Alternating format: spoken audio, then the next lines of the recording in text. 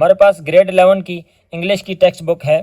इसमें ग्रामर के पोर्शन में हमारे पास ट्रांजिटिव और इनट्रांजिटिव के कुछ क्वेश्चंस हैं। Tell whether the verbs in colour or transitive or intransitive.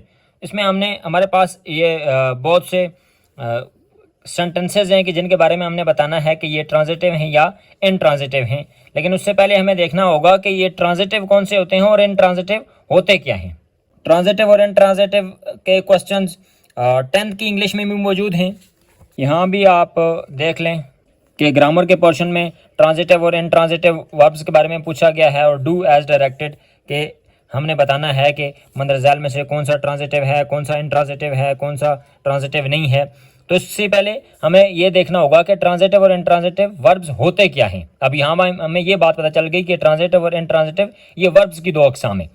इसके लिए हमें 9वीं की टेक्स्ट बुक को उठाना होगा कि जहाँ पर ये पूरी डिटेल लिखी हुई है कि ट्रांजिटिव वर्ब्स और इनट्रांजिटिव वर्ब्स होते क्या हैं।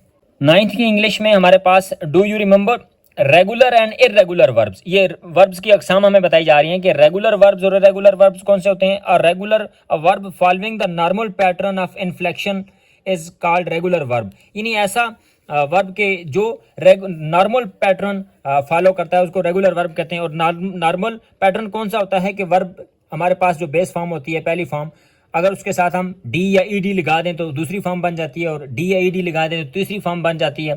इसको हम रेगुलर पैटर्न या नॉर्मल पैटर्न कहते हैं। तो ऐसा वर्ब के जिसकी दूसरी और तीसरी फॉर्म बनाने के लिए डी या ईडी का इजाफा हो वो रेगुलर वर्ब कहलाता है।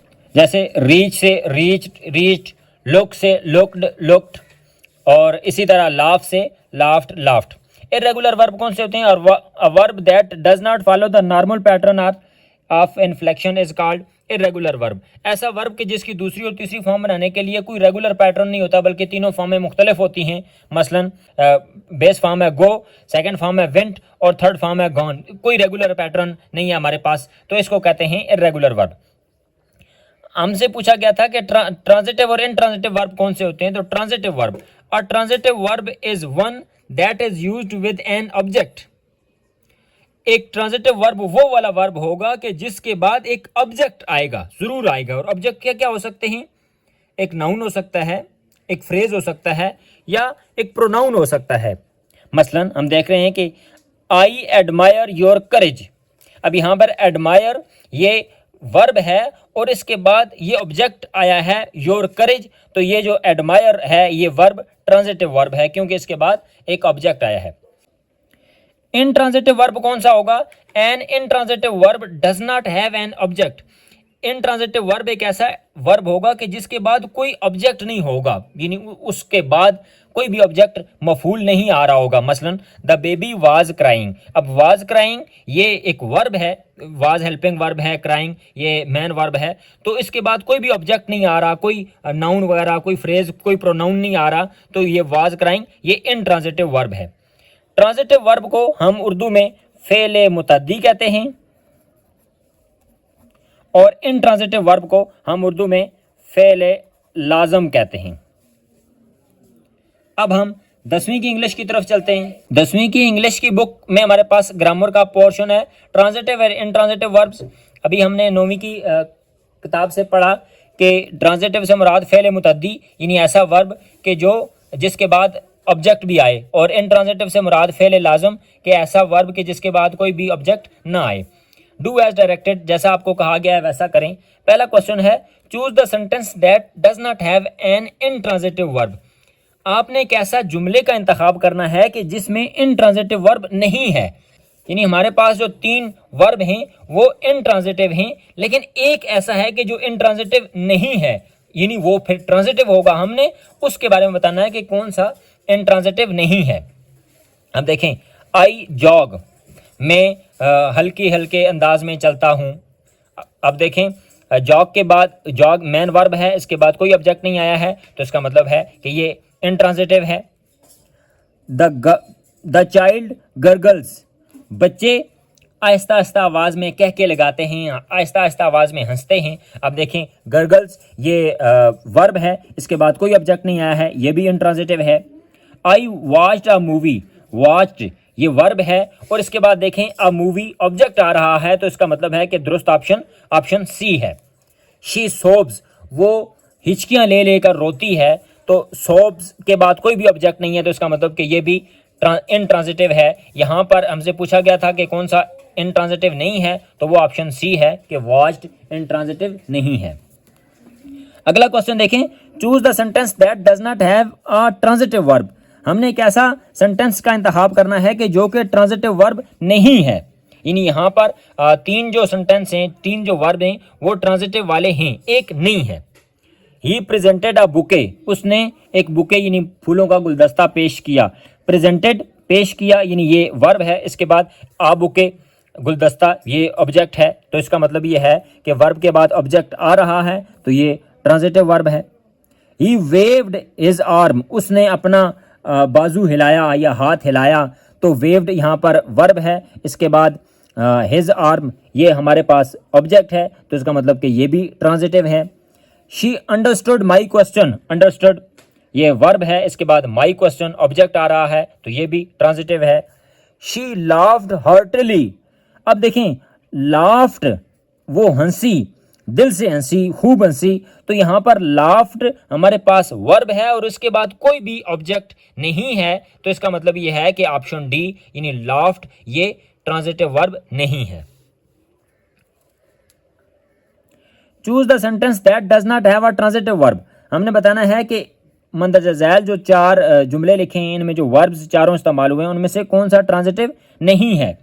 We showed her the flower vase, हमने उसको फ्लावर वेस दिखाया। अब शोड है हमारे पास वर्ब है, यहाँ पर हर ये भी हमारे पास ऑब्जेक्ट है, द फ्लावर वेस ये भी हमारे पास ऑब्जेक्ट है, तो इसका मतलब है कि ये ट्रांजिटिव है।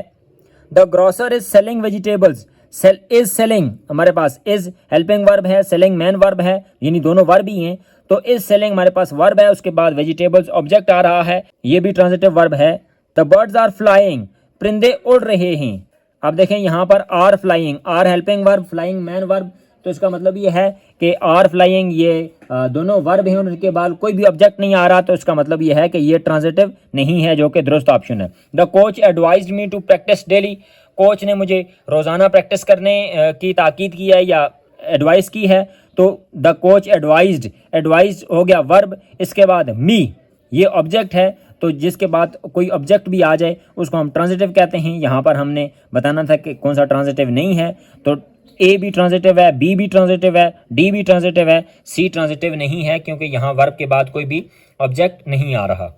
अब हम 11वीं की इंग्लिश की तरफ आते हैं कि कौन सा ट्रांजिटिव है और कौन सा ट्रांजिटिव नहीं है। ट्रांजिटिव के बारे में हमने पढ़ा कि इसको कहते हैं फेल मुतद्दी, यानी जिसके बाद कोई भी ऑब्जेक्ट आए, और इन ट्रांजिटिव से मुराद है कि फेल लाजम के जिसके बाद कोई भी वर्ब ना आए। She was crying all the day, वो सारा दिन रोती रही है, वो सारा दिन रो रही है। अब देखें क्राइंग यहाँ पर वर्ब है, अब इसके बाद कोई भी ऑब्जेक्ट नहीं आ रहा है, तो इसका मतलब है कि ये इंट्रांजिटिव है। We showed her the photo album, हमने उसे उस लड़की को फोटो एल्बम दिखाया। शोड वर्ब है, हर ऑब्जेक्ट है, द फोटो एल्बम ये भी ऑब्जेक्ट है, ये इनडायरेक्ट ऑब्जेक्ट, ये डायरेक्ट ऑब्जेक्ट, तो यहाँ पर वर्ब के बाद ऑब्जेक्ट भी आ रहे हैं, तो अगर वर्ब के बाद ऑब्जेक्ट आए तो उसको हम ट्रांजिटिव वर्ब कहते हैं, यानी transitive verb. The doctor advise me to exercise daily, अब यहाँ पर देखें एडवाइज ये वर्ब है, तो वर्ब के बाद मी ऑब्जेक्ट आ रहा है, तो जिसके बाद ऑब्जेक्ट आए वो ट्रांजिटिव होता है। It was raining at that time, इस वक्त बारिश हो रही थी। रेनिंग वर्ब है, वर्ब के बाद कोई भी ऑब्जेक्ट नहीं आ रहा है, तो इसका मतलब है कि ये इंट्रांजिटिव है। She laughed at the joke, वो जोक के ऊपर हंसी। लाफ्ड वर्ब है, वर्ब के बाद कोई भी ऑब्जेक्ट नहीं आ रहा, इसका मतलब कि ये इंट्रांजिटिव है। अच्छा याद रहे कि ये एट द जोक हो गया, एट दैट टाइम, ये प्रपोजिशनल फ्रेज हैं। किसी भी सेंटेंस में अगर वर्ब के बाद कोई प्रपोजिशनल फ्रेज आ जाए, मतलब ऑब्जेक्ट नहीं आना चाहिए, बाकी अगर कुछ भी आ जाए, चाहे वो प्रपोजिशनल फ्रेज हो, चाहे वो एडवर्बल फ्रेज हो, चाहे वो एडवर्ब आ जाए, तो उसको हम इंट्रांजिटिव ही कंसीडर करेंगे। She gave a cookie to the child, gave verb है, वर्ब के बाद अ कुकी ये हमारे पास एक ऑब्जेक्ट आ गया, तो इसका मतलब है कि ये ट्रांजिटिव है। दे स्लेप्ट इन द स्ट्रीट, वो गली में सो गए। स्लेप्ट वर्ब है, वर्ब के बाद अब देखें इन द स्ट्रीट हमारे पास प्रपोजिशनल फ्रेज है, तो हम इसको स्लेप्ट के बाद कोई भी ऑब्जेक्ट नहीं आ रहा, तो ये इंट्रांजिटिव है। आई एट द चेरीज, मैंने चेरीज खाई। एट वर्ब है, वर्ब के बाद चेरीज ये ऑब्जेक्ट है, तो इसको मतलब ये है कि ये ट्रांजिटिव है। My father does not drink coffee, मेरे वालिद साहब कॉफ़ी नहीं पीते। ड्रिंक हमारे पास वर्ब है, वर्ब के बाद कॉफ़ी ऑब्जेक्ट आ गया, तो ये ट्रांजिटिव हो गया। ही always keeps his money in the wallet, keeps का मतलब है वो हमेशा अपने पैसे अपने बटुए में रखता है, अपने पर्स में, वॉलेट में रखता है। तो कीप्स हमारे पास वर्ब है, हिज मनी ऑब्जेक्ट है, तो इसका मतलब ये है कि इसके बाद अगर ऑब्जेक्ट आ रहा है तो ये ट्रांजिटिव वर्ब है। उम्मीद है आपको ट्रांजिटिव और इनट्रांजिटिव वर्ब की समझ आ गई होगी कि ट्रांजिटिव वर्ब एक ऐसा वर्ब होगा कि जिसके बाद कोई भी ऑब्जेक्ट आ रहा होगा, चाहे वो नाउन हो या प्रोनाउन हो। जबकि इनट्रांजिटिव वर्ब एक ऐसा वर्ब होगा कि जिसके बाद कोई भी ऑब्जेक्ट नहीं आ रहा होगा, बल्कि कोई प्रेपोजिशनल फ्रेज आ सकती है, कोई एडवर्ब वगैरह आ सकता है, लेकिन कोई ऑब्जेक्ट नहीं होगा।